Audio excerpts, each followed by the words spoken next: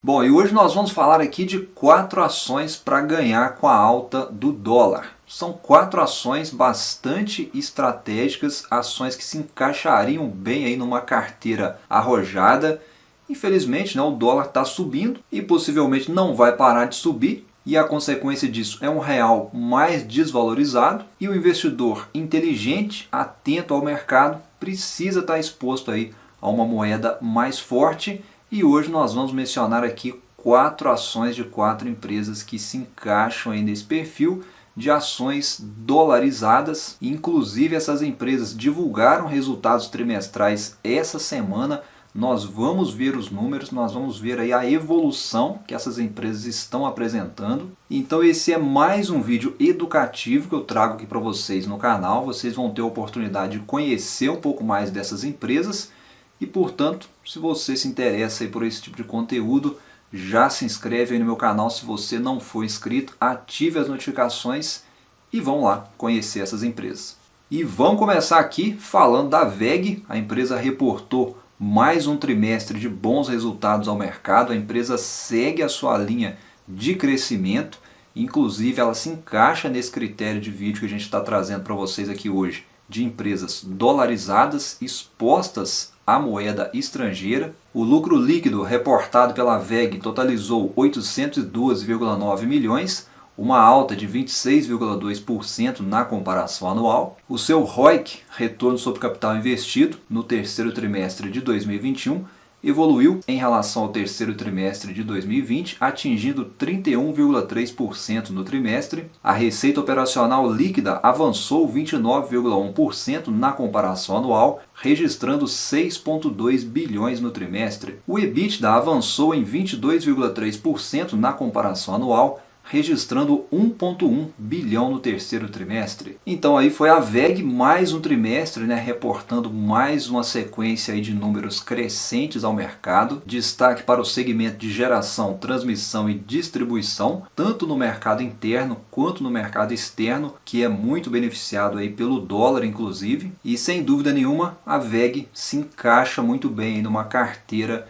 com foco em ações arrojadas, expostas à moeda estrangeira, porque além dela ter um modelo de negócio bastante diversificado, com várias linhas, com vários produtos rentáveis, ela está exposta ao dólar, como a gente está falando aqui, e isso, consequentemente, acaba impactando positivamente na receita, compensando uma eventual despesa e até mesmo dívidas. Bom, e seguindo aqui então com as ações que se encaixam dentro de uma carteira arrojada, as ações ligadas à exportação, obviamente, não podem ficar de fora. Esse tipo de empresa se beneficia diretamente do câmbio e do dólar alto. E nós tivemos essa semana a Marfrig reportando números expressivos ao mercado. É dela que nós vamos falar agora. O lucro líquido da Marfrig foi de 1,7 bilhão no terceiro trimestre. Foi um crescimento de 148,7% na base anual. E a receita líquida consolidada da Marfrig foi de 40,4% superior à receita do terceiro trimestre de 2020, atingindo 23,6 bilhões. O EBITDA ajustado foi de 4,7 bilhões. E o volume total de vendas no terceiro trimestre de 2021 da operação na América do Norte foi de 516 mil toneladas, um aumento de 0,6% em relação ao terceiro trimestre de 2020. A receita líquida da operação na América do Norte atingiu seu maior patamar histórico, alcançando 3,2 bilhões de dólares, um crescimento de 43,2% em comparação com o mesmo período do ano anterior. Bom, e esse aí talvez foi um dos resultados que repercutiram mais aí durante essa semana. A empresa reportou números expressivos, com destaque aí nas operações da empresa na América do Norte, onde a empresa tem uma grande exposição nos Estados Unidos. A gente está falando aqui de uma empresa que está posicionada num setor que é cíclico. O investidor precisa ter isso em mente antes de investir ou durante o processo de investimento e diversificação aí de uma carteira. Mas se a gente observar aí ao longo do tempo, a gente observa que a Marfrig vem melhorando aí os seus fundamentos.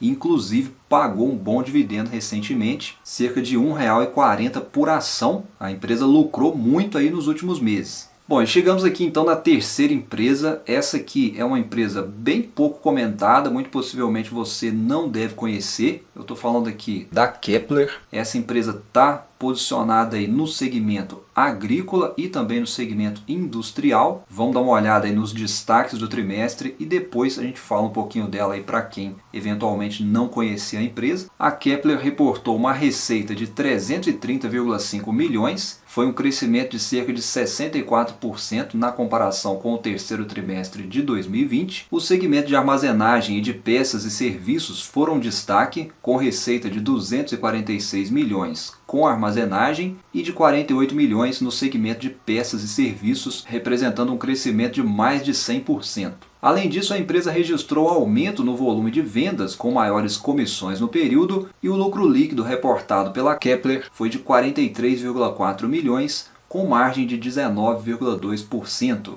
O EBITDA ajustado foi de 63,3 milhões, um crescimento de 64% na comparação anual, e o ROIC, retorno sobre capital investido, foi de 56%. Essa então é uma empresa bem pouco comentada, porém a empresa vem reportando bons números, principalmente aí desde 2018, 2019, a empresa vem melhorando aí a sua lucratividade, vem aumentando suas margens, vem gerando caixa, e como ela está ligada no segmento do agronegócio, de certa forma, ela se beneficia do ciclo das commodities, que são em boa parte armazenadas e exportadas e inclusive são dolarizadas. E com tudo isso, esse bom momento até aqui se traduziu para a empresa numa forte expansão e aumento nos volumes de vendas que foram reportados nesse trimestre. E para quem possivelmente não conhece essa empresa, a Kepler é uma empresa líder do setor de soluções para armazenagem e pós-colheita na América do Sul. Desde 1925 investe em tecnologia e suporte ao produtor, fabricando sistemas de armazenagem e movimentação de grãos para os segmentos agrícola e industrial. A empresa oferece uma ampla rede de assistência técnica para manutenção e reposição de peças originais, e a carteira de clientes da Kepler é composta por cooperativas, produtores agrícolas, indústrias de beneficiamento e empreendimentos de médio e grande porte, tanto no Brasil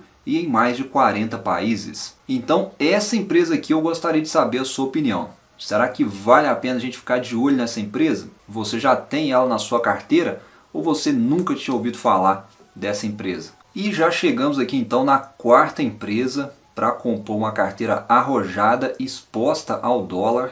E se você chegou comigo até aqui, na sequência eu vou mencionar outras 4 empresas que também se encaixam aí dentro desse racional, inclusive reportaram números essa semana. Mas vamos lá, a quarta empresa que eu trago para vocês aqui é a Gerdau. A Gerdau, inclusive, está sendo vista pelo mercado até como uma empresa descontada. Gerdau vem negociando aí a PL e preço sobre valor patrimonial baixos, está com uma dívida controlada, as margens altas e crescentes, e inclusive vai pagar um bom dividendo para o acionista. E agora, falando de resultados trimestrais, a empresa divulgou ao mercado mais um trimestre de números recordes. A empresa reportou crescimento na receita líquida consolidada de 74% na comparação anual e 11% na comparação trimestral, alcançando mais de 21 bilhões no trimestre. O destaque ficou para as operações na América do Norte, que contribuíram com 34,4%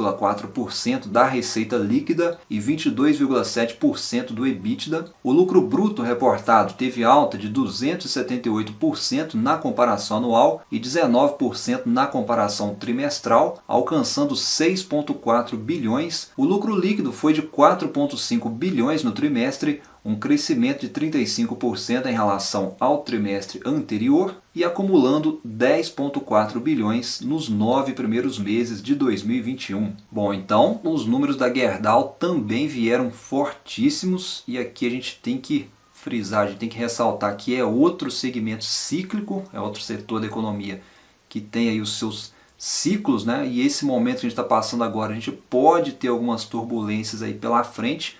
Porém, a gente tem que lembrar o seguinte, que a Gerdau gerou muito caixa e, financeiramente falando, isso sinaliza para nós que ela tem totais condições de passar por momentos desafiadores que podem vir pela frente. Portanto, em momentos de crise, o mercado vai buscar por empresas sólidas financeiramente, empresas geradoras de caixa e principalmente dolarizadas. E a Gerdau vem se enquadrando cada vez mais dentro desse perfil. Bom, e como eu havia dito então, agora que a gente já falou aí as 4 ações principais aqui do vídeo que estão expostas ao câmbio, né, que se beneficiam com a alta do dólar, eu vou mencionar aqui outras 4 empresas que também se encaixam aí dentro desse critério. Vou mencionar aqui brevemente. E a primeira delas é a Suzano, empresa do segmento de papel e celulose. E a outra empresa que se encaixa aí perfeitamente também nesse critério é a Embraer. É outra ação aí de uma empresa bastante dolarizada. E as outras 2 empresas que eu vou trazer aqui para vocês para a gente finalizar o vídeo, eu quero até aproveitar a oportunidade para chamar a sua atenção quanto à importância de se investir fora do Brasil. Os riscos para quem investe só aqui no Brasil têm aumentado consideravelmente e nós precisamos sempre considerar a possibilidade de irmos muito mais além nos nossos investimentos, inclusive investindo fora do Brasil. E essa semana nós tivemos grandes empresas lá fora também reportando bons números, e aí eu quero falar para vocês aqui em específico do Facebook, que continua sua crescente nos resultados, e também o Google, que reportou bons números essa semana. E essas 2 empresas aí que eu acabei de mencionar, inclusive, eu tenho na minha carteira de investimentos no exterior.